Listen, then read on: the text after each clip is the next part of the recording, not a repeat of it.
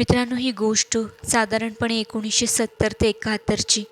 मुंबईत त्या काळात मिलची घरघर ऐकू यायची. दादर, वडाळा आणि मुंबईतील अनेक ठिकाणांहून कामगार या मिल्समध्ये कामाला यायचे.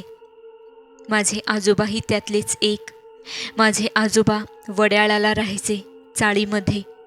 चाळीतलं त्यांचं स्वतःचं घर होतं. तिथून ते सायकलनं मिलमध्ये कामाला जायचे. मुंबईत त्या काळात सूतगिरण्या ह्या पाळीमध्ये काम करणाऱ्या होत्या. आजोबांची पण अनेकदा दुसरी पाळी लागायची. रात्री उशिरा ते घरी यायचे. असंच एकदा त्यांची दुसरी पाळीमध्ये ड्युटी लागली होती. ड्युटी संपली आणि ते सायकलवरून घरी यायला निघाले. बहुतेक तो दिवस अमावस्येचा असावा. रात्रीची पाळी संपवून आजोबा रस्त्याला लागले. आज रस्ता बऱ्यापैकी सुनसान होता. आजोबा एकटेच सायकल चालवत येत होते. त्यांच्या येण्याच्या रस्त्यात एक स्मशान लागायचं. इतके दिवस ते त्या रस्त्यावरून येत होते, पण त्यांना कधीही कोणताही अनुभव आलेला नव्हता. त्यामुळे ते नेहमीप्रमाणेच बिनघोर सायकलचे पेंडल मारत होते. हळूहळू त्यांची सायकल स्मशानभूमीजवळ आली. स्मशानभूमीचं गेट पास झालं. बाहेरच्या रस्त्यावर थोड्या थोड्या अंतरावर खांब होते, ज्यावर दिवे पेटलेले होते.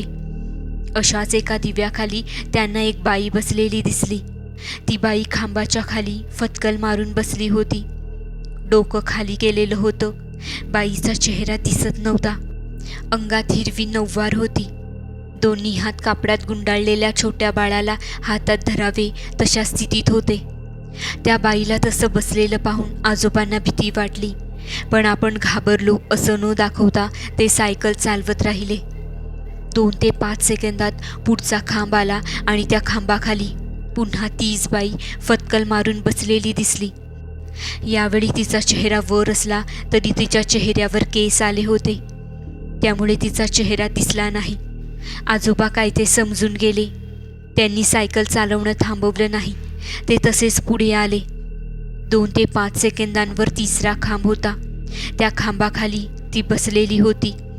आता मात्र आजोबांनी सायकलचा वेग वाढवला. त्या खांबाच्या उजेडातून ते पुढे निघाले. मागून कोणीतरी आपल्या जवळ येण्याचा प्रयत्न करत आहे हे त्यांच्या लक्षात आलं, पण त्यांनी मागे वळून पाहिलं नाही. ते तसंच सायकल चालवत पुढे आले. तो खांब जिथं होता तिथंच स्मशान पण संपत होतं. पुढच्या खांबाच्या उजेडात आजोबा आले आणि मागून जोरात स्त्रीच्या आवाजात किंचाळी आली. सुटलास, एवढंच त्यांना ऐकायला आलं. कदाचित त्या शक्तीची सीमा तितकीच असावी.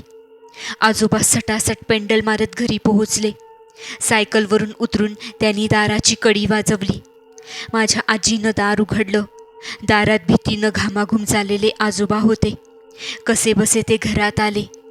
हातपाय धुवून त्यांनी तडक अंथरूण गाठलं आणि डोक्यावर पांघरून घेऊन ते दात वाजवू लागले.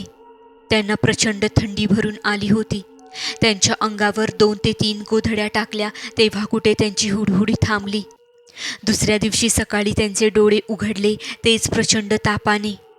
त्यांचं अंग सडकून तापलं होतं.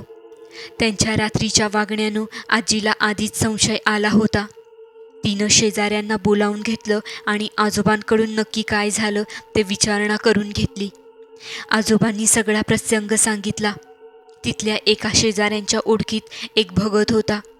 त्यांच्या सांगण्यानुसार एक उतारा काढून संध्याकाळी सूर्य मावळतीला लागताच आजोबांनी जिथे ती बाई पहिल्यांदा दिसली त्या खांबाखाली ठेवण्यात आला. उतारा ठेवल्याच्या दुसऱ्या दिवशी पहाटे आजोबांचा ताप उतरला होता, पण ते प्रचंड घाबरलेले होते. त्यानंतरही आजोबांची नोकरी चालूच होती. मात्र रात्रपाळीला त्यांनी तो रस्ता कटाक्षानं टाळायला सुरुवात केली, ती कायमचीच.